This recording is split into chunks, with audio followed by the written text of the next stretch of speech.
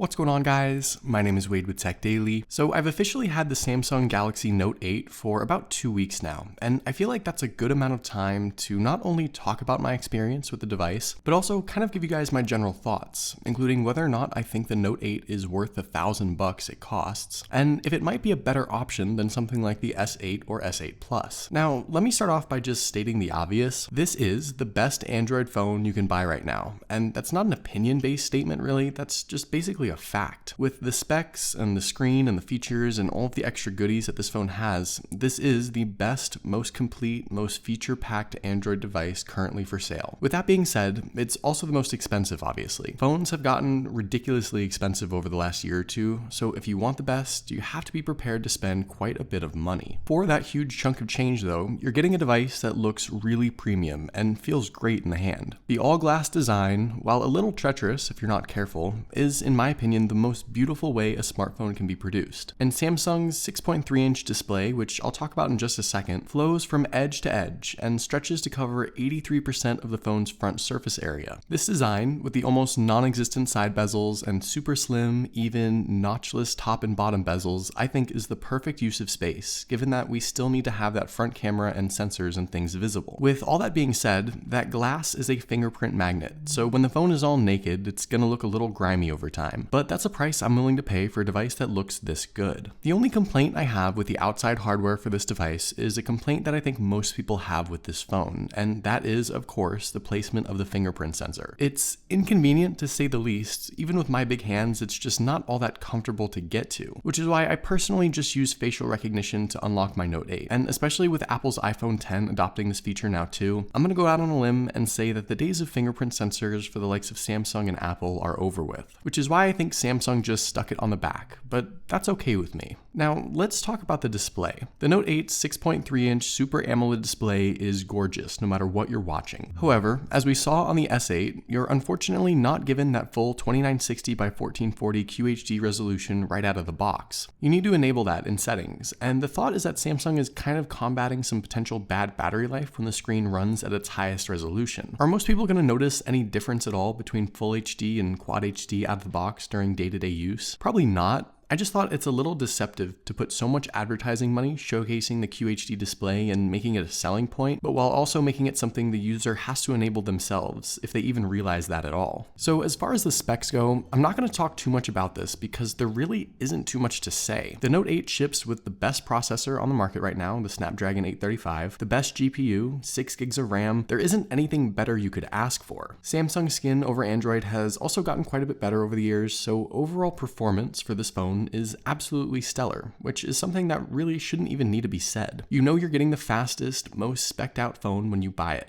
But in regards to the specs, I will have to talk about battery life. Yes, last year's Note 7 was really unfortunate, and because of that, I think Samsung had to take some steps to ensure that a situation like that never happens again, which is why with the Note 8, we're left with just a 3300 mAh battery. Compare that to the 3000 mAh battery on the S8 and the 3500 mAh battery on the S8 Plus, and you can kind of see where the issue is. Battery life on the Note 8 is okay, it's not great. I've gotten a bit more than 4.5 hours of screen on time, and I basically need to charge it at some point during the day. The Note line used to be a battery powerhouse, but that's just not the case with this generation. However, I anticipate we'll see some huge improvements next year when Samsung is more confident in the batteries again. Also with the Note 8, you're getting the complete package of little stuff that's just as important, but that a lot of phone companies are starting to drop. You still get expandable storage via micro SD, you get a headphone jack, Samsung has evolved to USB-C of course. It's really the complete package from top to bottom. And then there's the whole reason the Note line exists, that added bonus of the S Pen. I did a whole video on everything the S Pen is capable of, and I'll link that on screen if you're interested in a more in-depth walkthrough. But as far as my own personal S Pen use, well, I use it for notes sometimes.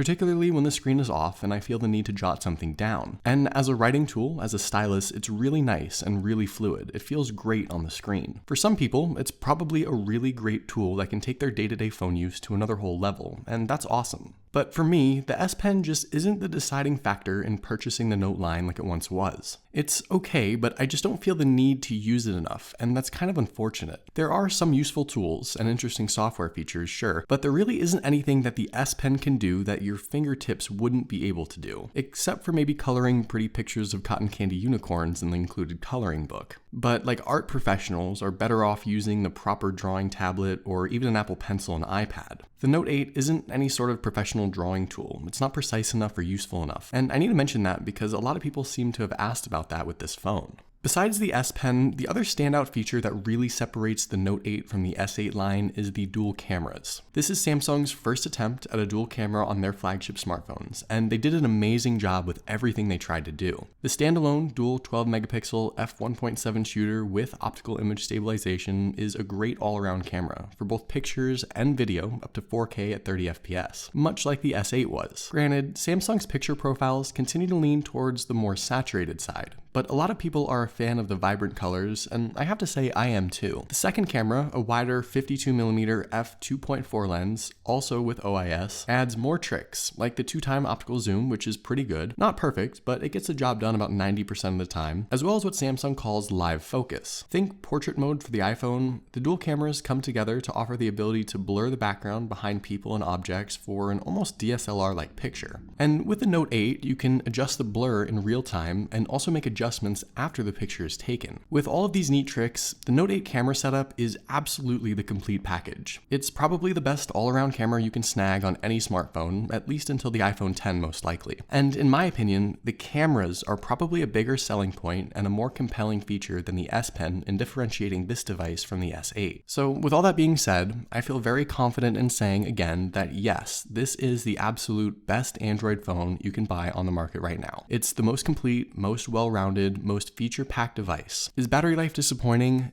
Yes, but in my eyes, that's the sole negative with the Note 8. But I will say this, if you have an S8 or S8 Plus, there is absolutely no reason whatsoever to jump to the Note 8. It isn't worth the hassle, and it's not necessarily worth the extra money. If you're rocking an older device and want the absolute best though, and also have $1,000 laying around, the Note 8 is the way to go, no questions asked. So hopefully you guys enjoyed this review. Let me know what you think of the Note 8 in the comments below. Also, be sure to follow Tech Daily on Twitter, and subscribe to the Tech Daily YouTube channel if you haven't already, and I'll see you guys later.